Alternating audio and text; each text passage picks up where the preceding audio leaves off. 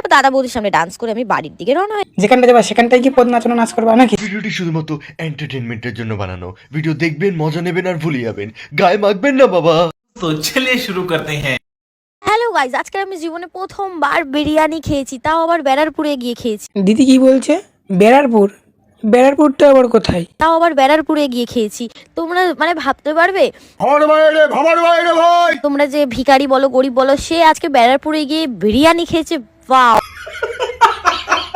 এই দেখো, ওই যে দাদা বৌদি হোটেল লেখা আছে, ওই যে চলে এসেছি। এই ব্যারাকপুরে আবার দাদা বৌদি বিরিয়ানি কবে থেকে চালু হলো? আমি তো জানি এটা ব্যারাকপুরে হয়। আর আমার মানে আমার বাড়ির मुंह से सुपारी निकाल के बात कर रहे बाबा।